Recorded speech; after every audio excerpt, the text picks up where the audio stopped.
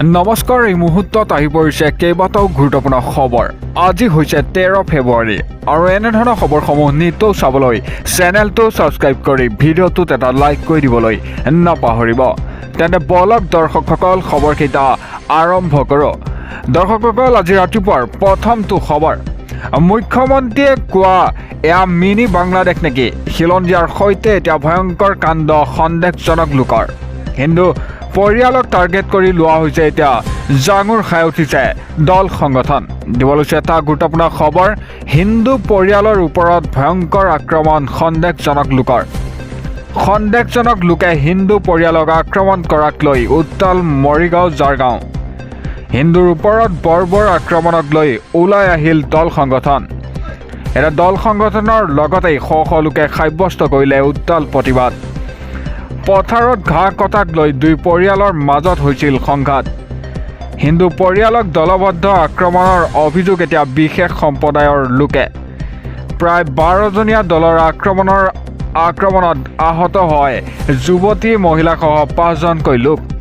এটা যুৱতী মহিলাসহ হিন্দু পৰিয়ালক দিন দুপৰতে চোকা অস্ত্ৰৰে কৰিছিল আক্ৰমণ। 9 ফেব্ৰুৱাৰীত মায়ঙৰ গৰুমৰা দলনি গাঁৱত হৈছিল এই ভয়ংকৰ ঘটনাটো। এটা ঘটনাৰ দোষীক উচিত শাস্তিৰ দাবীৰে আজি ওলাই আহিল শ শ লোক। সন্তাস সৃষ্টি কৰা সন্দেহজনক লোকক উচ্ছেদৰ দাবী প্ৰতিবাদী জনতাৰ। এটা হিন্দু পৰিয়ালৰ ওপৰত ভয়ংকৰ আক্ৰমণ সন্দেহজনক লোকৰ। দিব লৈছোঁ পৰৱৰ্তী খবৰ। বিনামূলীয়া আঁচনিক লৈ অসন্তুষ্টি এতিয়া উচ্চতম ন্যায়ালয়। উচ্চতম ন্যায়ালয়ে ক'লে বিনামূলীয়া আঁচনি পোৱাৰ বাবে কাম কাজ নকৰা হৈছে জনতাই। চৰকাৰৰ আঁচনিয়ে সৃষ্টি কৰিছে এতিয়া পৰজীৱী।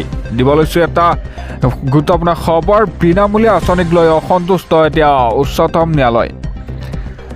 বিনামূলীয়া আঁচনিৰ বাবে মানুহে কাম নকৰা হৈছে। এটা গোচৰৰ শুনানি গ্ৰহণ কৰি এই মন্তব্য উচ্চতম ন্যায়ালয়। বিনামূলীয়াকৈ ধন আৰু ৰেচন পালে মানুহৰ কাম কৰাৰ ইচ্ছা নোহোৱা হয়। এটা জনতাই বিনামূলীয়াকৈ ৰেচন পাইছে আৰু কোনো কাম নকৰাকৈ টকা পাইছে। গৃহহীন লোকৰ আশ্ৰয়ৰ অধিকাৰ সম্পৰ্কীয় এক গোচৰৰ শুনানি উচ্চতম ন্যায়ালয়। এটা চৰকাৰৰ এই সুবিধাবোৰ বাবে দেশত পৰজীৱী সৃষ্টি হৈছে। এটা বিনামূলীয়া ধন আৰু ৰেচনৰ পৰিৱৰ্তে কৰ্ম সংস্থাপনৰ ব্যৱস্থা কৰক চৰকাৰে। এটা বিনামূলীয়া আঁচনিক লৈ অসন্তুষ্টি এটা উচ্চতম ন্যায়ালয়। বিনামূলীয়া আঁচনিৰ বাবে মানুহে কাম নকৰা হৈছে বুলিও মন্তব্য কৰে উচ্চতম ন্যায়ালয়। আৰু দিব লৈছোঁ পৰৱৰ্তী খবৰ। গুৱাহাটীত ৰাজ্য কঁপোৱা ভয়ংকৰ ঘটনা। একেলগে এটা পৰিয়ালৰ 3 সদস্যৰ নিথৰদেহ উদ্ধাৰ হয়। পত্নী, সন্তান আৰু স্বামীৰ নিথৰদেহ উদ্ধাৰক লৈ এতিয়া চাঞ্চল্যকৰ পৰিৱেশ। মহানগৰীত ৰাজ্য জোকাৰি যোৱা এটা হত্যাকাণ্ড। একেলগে 3টাকৈ মৃতদেহ উদ্ধাৰ। একে পৰিয়ালৰ আছিল 3 সদস্য। এটা বামুণী মৈদামত সংঘটিত হৈছে এই ভয়ংকৰ ঘটনাটো। পত্নী, সন্তান আৰু স্বামীৰ মৃতদেহ উদ্ধাৰক লৈ চাঞ্চল্যকৰ পৰিৱেশ। জুলি ডেকা নামৰ মহিলা আৰু তেওঁৰ জীয়ৰী মৃত উদ্ধাৰ। লগতে জুলি ডেকাৰ স্বামী লোহিত ঠাকুৰীয়াৰো মৃতদেহ উদ্ধাৰ কৰা হয়। এটা পত্নী কন্যাৰ হত্যা কৰি লোহিত ঠাকুৰীয়াই চৰমপন্থা লোৱা সন্দেহ কৰে স্থানীয় লোকে। এটা ৰেলৱে কলনীৰ আৱাসী আছিল পৰিয়ালটো। মহানগৰীত ৰাজ্য জোকাৰি যোৱা এটা ভয়ংকৰ হত্যাকাণ্ড। একেলগে 3টাকৈ মৃতদেহ উদ্ধাৰ কৰা হয়। আৰু দিব লৈছোঁ পৰৱৰ্তী খবৰ। 3দিনীয়াকৈ বিদেশ ভ্ৰমণলৈ যোৱা প্ৰধানমন্ত্ৰী মোদীলৈ ভাবুকি আহি পৰিছে। মুম্বাই আৰক্ষীলৈ আহিছে ফোন। ইয়াৰ আঁৰত আছে কোন? ঘটনাক লৈ এতিয়া সষ্টম আৰক্ষী। দিব লৈছোঁ এটা ব্ৰেকিং নিউজ। প্ৰধানমন্ত্ৰী নৰেন্দ্ৰ মোদীলৈ প্ৰাণে মৰা ভাবুকি। মোদী থকা বিমানত সন্ত্ৰাসবাদী আক্ৰমণ চলিব বুলি ভাবুকি দুৰ্বৃত্তৰ। প্ৰধানমন্ত্ৰীক আক্ৰমণৰ ভাবুকি দি মুম্বাই আৰক্ষীলৈ আহিছে ফোন। এই ভাবুকি ভৰা ফোন অহাৰ পিছতে অসষ্টম হৈছে আৰক্ষী। এটা ঘটনাৰ সন্দৰ্ভত ততালিকে আৰম্ভ কৰিছে তদন্তৰ প্ৰক্ৰিয়া। এটা প্ৰধানমন্ত্ৰীলৈ অহা ভাবুকিৰ ঘটনাক লৈ এজনক কৰায়ত্ব কৰি সোধা পোছা কৰিছে। এটা প্ৰধানমন্ত্ৰী নৰেন্দ্ৰ মোদীলৈ প্ৰাণে মৰাৰ ভাবুকি আহি পৰিছে। সম্প্ৰতি 3দিনীয়াৰ বিদেশ ভ্ৰমণত আছে এতিয়া প্ৰধানমন্ত্ৰী নৰেন্দ্ৰ মোদী। এতিয়া প্ৰধানমন্ত্ৰী নৰেন্দ্ৰ মোদীলৈ প্ৰাণে মৰাৰ ভাবুকি। মুদি থকা বিমানত সন্ত্ৰাসবাদী আক্ৰমণ চলিব বুলি ভাবুকি এতিয়া দুৰ্বৃত্তৰ। প্ৰধানমন্ত্ৰীক আক্ৰমণৰ ভাবুকি দি মুম্বাই আৰক্ষীলৈ আহিছে ফোন। এই ভাবুকিবোৰৰ ফোন অহাৰ পিছতেই এতিয়া সষ্টম হৈ পৰিছে আৰক্ষী। ঘটনাৰ সন্দৰ্ভত ততালিকে আৰম্ভ কৰিছে তদন্তৰ প্ৰক্ৰিয়া। আৰু দিব লৈছোঁ পৰৱৰ্তী খবৰ।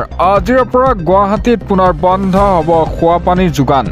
সমগ্ৰ মহানগৰবাসীয়ে কিছুদিনলৈ নাপাব এতিয়া খোৱাপানী। গুৱাহাটী জল বোৰ্ডে জাৰি কৰিছে এই বিশেষ জাননী। যোগাযোগৰ বাবে জাৰি কৰিছে এতিয়া দুটাকৈ বিশেষ নাম্বাৰ। জানি লওক আপোনালোকে সবিশেষ। আজিৰ পৰা গুৱাহাটীত পুনৰ বন্ধ হ'ব খোৱাপানীৰ যোগান। সমগ্ৰ মহানগৰবাসীয়ে কিছুদিনলৈ নাপাব এতিয়া খোৱাপানী। তিনিটা পৰ্যায়ত মহানগৰীত বন্ধ হ'ব খোৱাপানীৰ যোগান। ইতিমধ্যে গুৱাহাটী জল বোৰ্ডে জাৰি কৰিছে বিশেষ জাননী। প্ৰথম পৰ্যায়ত 12 ফেব্ৰুৱাৰীৰ পৰা 15 ফেব্ৰুৱাৰীলৈ বন্ধ হ'ব যোগান। আৰু দ্বিতীয় পৰ্যায়ত 19ৰ পৰা 22 ফেব্ৰুৱাৰীলৈ পানী যোগান বন্ধৰ জাননী। তৃতীয় পৰ্যায়ত 25ৰ পৰা 28 ফেব্ৰুৱাৰীলৈ বন্ধ থাকিব পানীৰ যোগান। জল বোৰ্ডৰ অধীনত পানীৰ পাইপ মেৰামতিৰ বাবে এই সিদ্ধান্ত কৰে। শেহতীয়াকৈ ইটোৰ পিছত সিটো সংঘটিত হৈছে জল বিস্ফোৰণৰ ঘটনা। প্ৰায় ফটাৰ বাবে মহানগৰীৰ বিভিন্ন প্ৰান্তত বুৰাই পেলাইছিল প্ৰাণীয়ে। এই ক্ষেত্ৰত যোগাযোগৰ বাবে বোৰ্ডে জাৰি কৰিছে দুটাকৈ মোবাইল নম্বৰ। সবিশেষ জানিবলৈ 6003920846 আনটো হৈছে 6002478263। এই মোবাইল নম্বৰত জাৰি কৰিব পাৰিব আপোনাৰ। আজিৰ পৰা গুৱাহাটীত পুনৰ বন্ধ হ'ব এতিয়া খোৱাপানী। দিব লৈছোঁ পৰৱৰ্তী খবৰ। ৰাজ্যৰ লাখ লাখ মুছলমানে বিশ্বৰ শান্তিৰ বাবে কৰিলে দোৱা। এটা সফলতাৰে অন্ত পৰিল কচুৱাত অনুষ্ঠিত হোৱা বৃহৎ ইজতেমা। অন্তিম দোৱাত অংশগ্ৰহণ কৰিলে এতিয়া 4 লাখ মুছলমান লোকে। ৰাজ্যৰ লাখ লাখ মুছলমানে বিশ্ব শান্তিৰ বাবে কৰিলে দোৱা। সফলতাৰে অন্ত পৰিল কচুৱাত অনুষ্ঠিত হোৱা বৃহৎ ইজতেমা। অন্তিম দোৱাত অংশগ্ৰহণ কৰে 4 লাখ মুছলমানে। এটা 9 ফেব্ৰুৱাৰীৰ পৰা 3দিনীয়াকৈ অনুষ্ঠিত হৈছিল এই বৃহৎ ইজতেমা। জনসমুদ্ৰত পৰিণত হৈছিল নগাঁও কচুৱা।